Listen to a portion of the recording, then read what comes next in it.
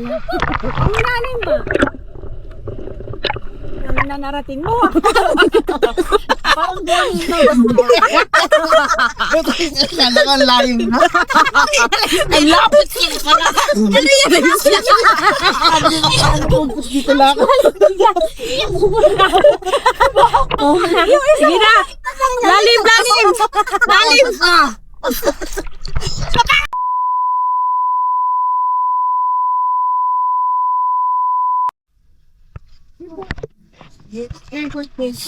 Good day everyone! Welcome to our channel. Nandito ako ngayon sa Cebu kasama si Mrs. at ang aming mga kaibigan from Metro Manila. Upang dito ay aming bisitahin ng napakagandang isla ng Sumilon. Pagkatapos nito ay didiretso kami sa mga whale shark sa may Uslub, Cebu para dito ay ma-experience namin ang mga gentle giants na ito. Kaya naman siguradong marami kaming maiuuwing mga good memories sa lugar na ito. Kaya tara, samahan nyo kami. It's me again. Last day. Uwi na. Sad ka na? Last day na? Hindi. Sa mga oras na ito ay nag-aantay kami sa mga representative na magko-conduct sa amin ng maikling seminar para medyo may kaunting background kami sa aming magiging activities for today. A few moments later. Bago tayo maglibot, quick backstory muna. Ang Sumilon Island ay matatagpuan sa southern tip ng Cebu, malapit sa bayan ng Uslub. Ang pangalan nitong Sumilon ay galing sa salitang Cebuano na ang ibig sabihin ay to take refuge. Kasi noong unang panahon, dito tumatakas at nagtatago ang mga tao laban sa mga pirata. Ngayon, kilala na siya bilang isa sa pinakaunang marine protected sanctuaries sa Pilipinas na naitatag noong 1974. Dahil dito, sobrang rich ng marine life. Perfect spot para sa snorkeling at diving. At syempre, hindi mawala ang sikat na sandbar na nagbabago ng hugis at laki depende sa high tide o low tide. Kaya bukod sa ganda, may historical at ecological significance din ang Sumilon Island. Isang tunay na pride ng Cebu. Oh, bes, kaway. Nice, tingin kayo dito sa likod. Bes!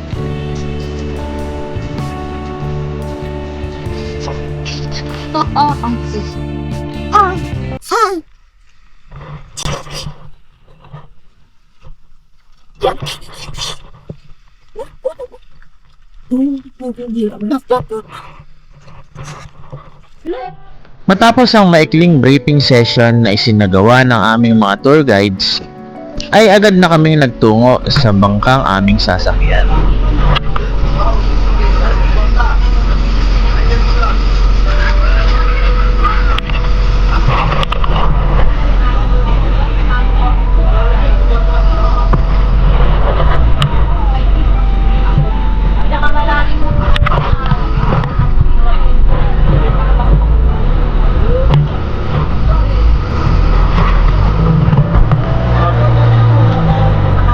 Siyempre, habang papunta kami sa location ng Sumilon, ay nagpakuha muna ng mga litrato si Mrs.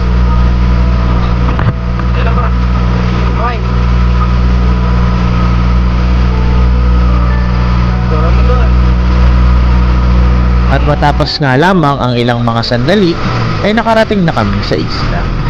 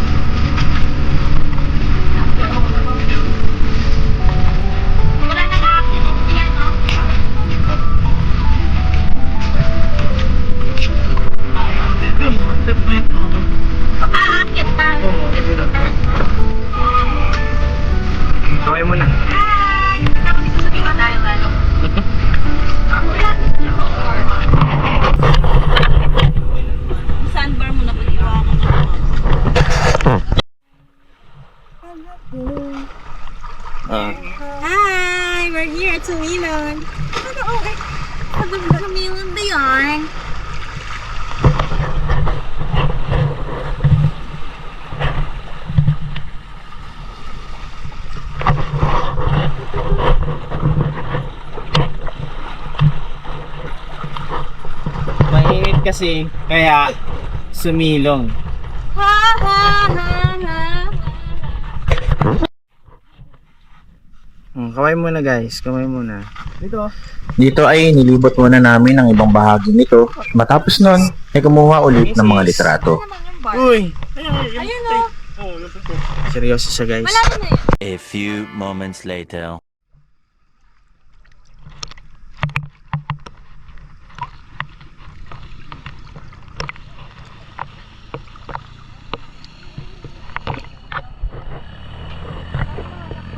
Matapos naming lumibot, ay nagpasya na kaming maligo para masulit namin ang isang oras na paglagi namin dito sa isla.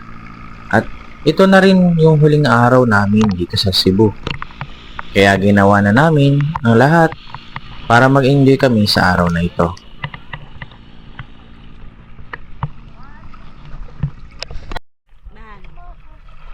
Bigyan mo ko na naliligo. Hi.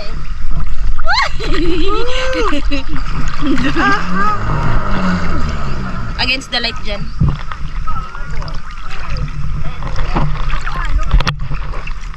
Pagka lumabas daw dyan saan na matakas na yung current dun, kaya.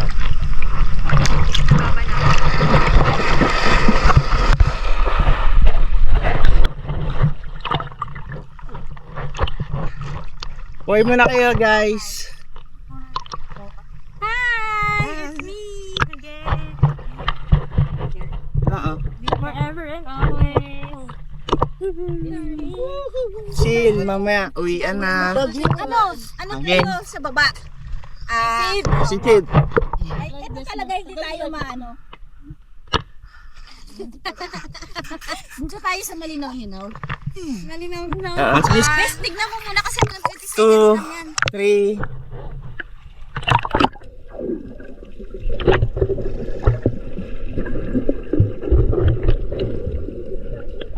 Wala akong makita.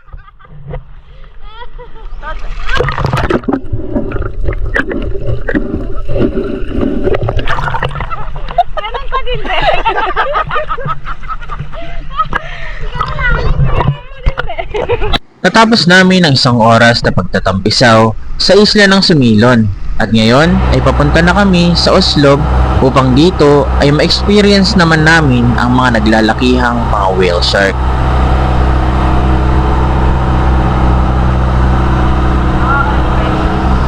Oo. Bye-bye sa Milon.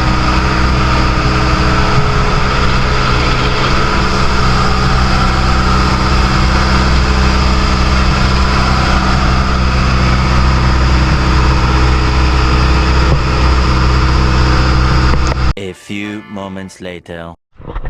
Maya-maya pa ay nandito na kami sa Oslob at nakikita na namin ang mga naglalakihang mga whale shark. Excited na kami guys! Konting backstory pala para sa lahat. Noong mga unang taon ng 2011, napansin ng mga lokal na mangingisda sa barangay Tanawan, Oslob na laging may mga botanding na lumalapit sa baybayin. Tuwing sila ay nag-aalay ng mga hipon o uyab bilang pang-akit. Sa una, ginagawa lang nila ito para mapalayo ang mga botanding sa mga lambat habang nangingisda. Pero dahil sa kakaibang eksenang iyon, mga higanting botanding na mismo ang lumalapit sa dalampasigan. Nagsimulang mapansin ito ng mga turista. Unti-unting naging pampublikong atraksyon ang karanasang ito. At noong 2012, nagsimulang dumagsa ang mga bisita mula sa iba't ibang bahagi ng Pilipinas at maging sa ibang bansa para malapitan at makalangoy kasama ang mga botanding. Ngayon ang Oslob ay kilala na sa buong mundo bilang isa sa mga popular na lugar kung saan pwedeng makipag-swimming sa mga whale shark.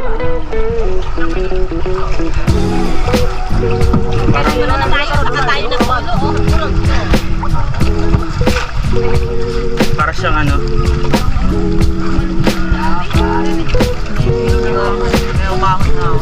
Wala akong magandang ready na ba kayong makipagkulitan sa mga butanding? Tara guys, let's go!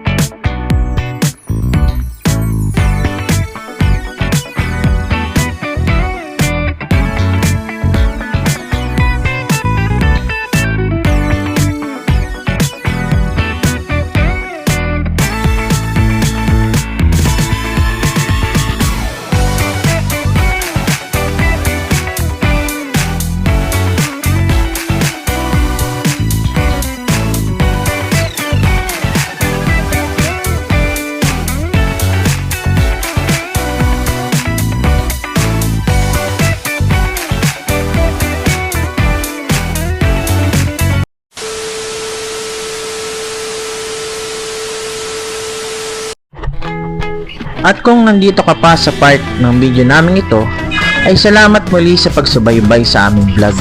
At sana, sa mga susunod na video namin, ay patuloy ninyo kaming samahan. Kung maaari, ay i-follow nyo na din kami para palagi kayong updated sa aming mga travel vlog ni Mrs. Muli, ay salamat sa panonood at kita-kits sa susunod na vlog. Video.